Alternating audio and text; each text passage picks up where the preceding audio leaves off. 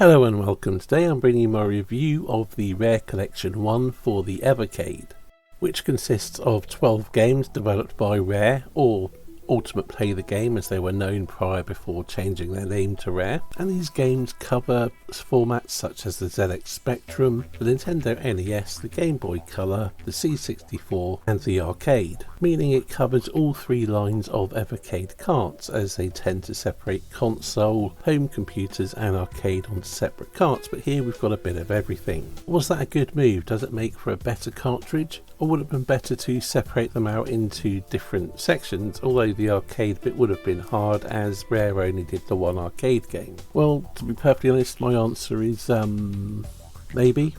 It probably was a good move overall, as I think if they separated the home computer games onto a separate cart, it would have been far less popular and people would have just ignored them because they looked technically less impressive. They weren't such big releases back in the day, being much more niche anyway. But that said, I do think individual carts separating these things up would have meant that the people into the certain types, either the Spectrum games or the NES games, would have found the carts more enjoyable if it was tailored more to their tastes. But this is all moot because this is the cart we've got, so let's see how it stacks up. I will note that my personal nostalgia for Rare is for Ultimate Play the Game. I played a number of these games back in the day, but the NES games I largely didn't play until Rare Replay was released. Although I did play Battletoads back in the day, but not the NES ports, and a couple of these games were a discovery for me on the Evercade, or at least I just didn't play them to any great extent on Rare Replay. So let's go through these games. I'm going to go through them in the order that are listed on the Evercade website. Jetpack, which was Rare's, or Ultimate Play the Game's, very first game for the ZX Spectrum. It's a simple single screen shooter. You control your spaceman or your jetman, fly about the screen with your jetpack, shooting enemies, collecting bits of the rocket to reconstruct it, then collecting the fuel to fuel it up, and then you leave, taking it to the next level where things repeat but get more difficult. It's a simple early arcade style game and it works really well. Yes, the graphics are quite simple and the sound is very basic, but the gameplay is absolutely solid. It's a fun, simple score chaser, nothing more, nothing less, and ends up as one of the better games on the collection in my opinion.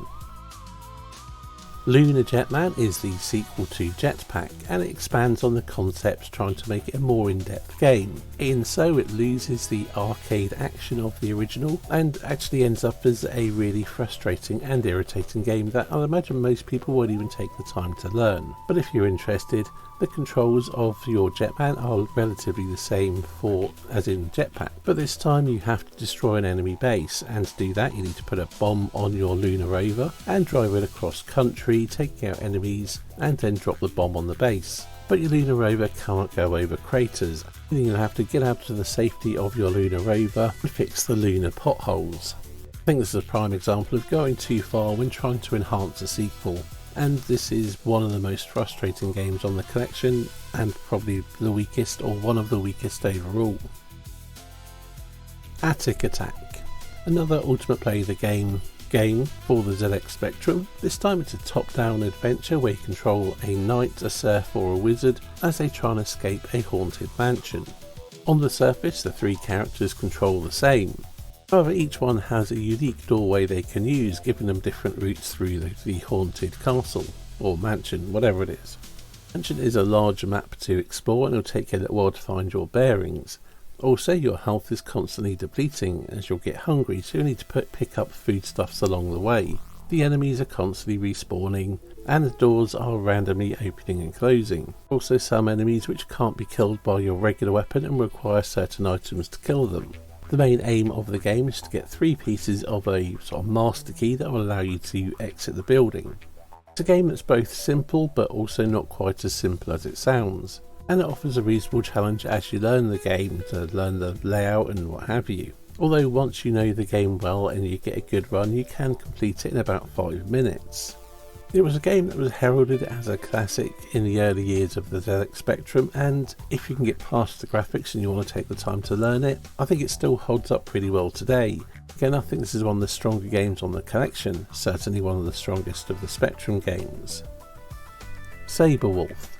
First of the Saberman series, and another top-down arcade adventure for the ZX Spectrum. Once again, you've got bright colourful graphics, or garish depending on your point of view, fairly simple sound effects, and a large map to explore. In many ways it's not too dissimilar from Attack Attack, although you only have one character here, you have a larger map of this jungle to explore. It's hard to get to grips with, the combat seems a little bit awkward, and learning the nuances of the flowers which will affect your abilities. You search the jungle looking for a magic amulet. It's another one that is considered something of a Spectrum classic, but I don't think it holds up as well as Attack Attack, being quite easy to lose your bearings searching through the jungle and the awkwardness of the combat. Still not a bad game if you have the patience for it. Underworld, another of the Saberman series, as Saberman delves into the depths of the underworld in search of magic weapons and a way out. I believe this was originally for the ZX Spectrum, but what we have on the Evercade is the C64 port, but it is very much like a Spectrum game in its look, although the colours are a little bit more muted. This time around, Saberman is controlled in a 2D platformer style, a very unique platformer style. Enemies will not kill you, they'll bounce around the screen, pretty much only being long falls that will kill you, and there's plenty of those as well. Although many of your drops you'll use a rope to sort of abseil down, but if enemies hit you on there you're going to go flying. There are a few enemies in the game which require a special magic weapon to defeat and get past. So the game is very much about exploration and navigating the underworld. Once again, it is a large map where screens look fairly similar. And personally I think this could almost have been a good game, but the way the enemies bounce you around, it can end up being very frustrating. Ambitious and impressive for the era, I do find this just becomes too frustrating and irritating to control to really enjoy. But that said, once you manage to beat it through those, it is quite satisfying. Knight's Law, third of the Saberman games, and this time around it's played from an isometric 3D point of view, which was pretty revolutionary for the ZX Spectrum back in the day. Saberman is a werewolf, and there's a day and night cycle with you turning into a werewolf at night. Essentially it's a flip screen platformer where you have to solve puzzles and navigate the screens to search for the ingredients needed to get to cast a spell to break the werewolf curse. Visually for the Spectrum this is a very impressive game, and it's one that I always quite liked, but playing it as an adult with actually knowing what I was doing rather than just exploring, trying to find my way around as I did as a kid, well, the cracks started to show. Puzzles can be obtuse, the frame rate a bit choppy, so I just found it a bit of a chore to get through. Gunfight, another isometric game for the ZX Spectrum. This time round you play a sheriff hunting down outlaws and having shootouts with them. Far more action based version of Night Law, or from that isometric view. It's got some quirky humour and some nice touches, but ultimately it just becomes a little bit too frustrating for me to fully enjoy, as just walking into random passers-by will be an insta-death, and you really need to be on the ball with the shootouts as they really don't give you much time to get your bearings. Skill issue I suppose, but yeah, it's a game that I think is almost good but a little bit frustrating. RC Pro-Am, an isometric racing game for the NES, and I know this is well regarded amongst any people who had the NES back in the day, and yeah, it controls well, it looks good. I was actually surprised just how smooth the controls were. There's various items to pick up like missiles and things along the way. You can upgrade your truck, racing car thing, whatever you want to call it, between races, or it upgrades as you pick things up rather. Fun, but it does quickly get very challenging. Again, this is considered something of a classic and not one I'd played back in the day, and it is a fun game, but it's also a genre that I'm not really that into. Still, I would say it's one of the stronger games on the collection.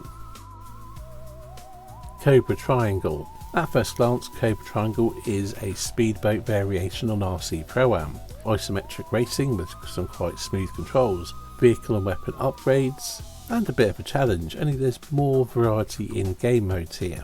Although I didn't mention it when I was talking about RC Pro-Am, I did feel that RC Pro-Am could have done with some more game modes, and I felt this about Cobra Triangle as well. Essentially you just play through the game, you go through in order and progress as far as you can. And it is a fun game, it controls well, there can be some frustration, but again, once again it's a rock solid game, and Perhaps one of the stronger games on the collection as well. Battletoads, and this is where I'm going to lose some people. Battletoads is an NES beat-em-up come platformer, and I really don't like it. I know it's a classic, I played it back on the day on the Mega Drive, and I played Battle Maniacs on the Super Nintendo, but I'd never played the NES original until this collection, unless I played it on Rare Replay, I don't recall. Actually, I think I did. Anyway, Battletoads is primarily a beat-em-up, and I think it's a mediocre at best beat-em-up. It has a lot more variety, there were some interesting stages, and there's quite a lot of creativity on display, with you descending on a rope, the turbo tunnel and things like that. The problem is none of these sections are amazing. Not the beat 'em up section, not the turbo tunnel, not the surfing bits. It's a jack of all trades and master of none. Then you add on to that the difficulty, and it just becomes a game that I really didn't enjoy. It felt like a chore to get through. Whereas many games that are challenging are satisfying to beat, I just found this one a chore. Again, I know it's considered a classic and many people love it, so I'm in a minority there. But I certainly won't deny that it's a well-made game with a lot of character. Battletoads Arcade. Now this is what I think Battletoads should have been. It's a more straightforward beat-em-up than Battletoads. Granted, it has the power of an arcade unit behind it, so it's a much better looking, giving you much more polished, cartoony visuals. But as a beat-em-up, it does the beat-em-up section far better than the original Battletoads did. Granted, it came out after, but I do think being a more focused game is to its benefit. It's no final fight, but it's a solid beat 'em up, and being able to credit feed your way through and just mash through a game is a bit of a refreshing change on the collection, as most of the games are quite challenging in some shape or form, as that was kind of a rare staple.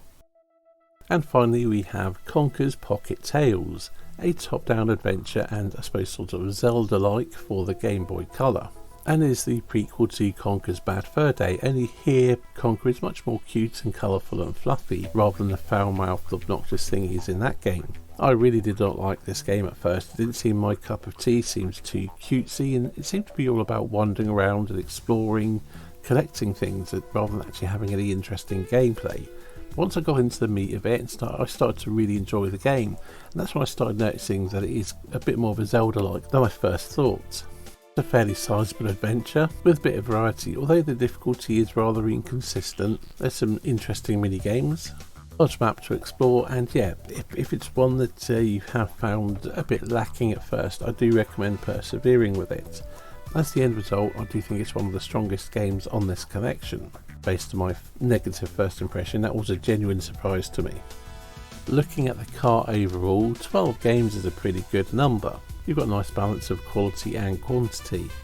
Well, kind of. I imagine there will be a large number of people who will barely even give the ZX Spectrum games the time of day, and they make up half the collection. So for those people, then it might not seem such good value. I think for Nintendo fans or fans of rare games in general, there's enough to warrant getting the cart anyway. I know I'm in a minority on the NES Battletoads, and the others do often offer a good amount of gameplay value. Between the challenge of Battletoads and the replayability of RC Pro-Am Cobra Triangle, and the time it will take you to get through Conker's Pocket Tale, and Battletoads Arcade is always going to be fun to come back to for a quick bash.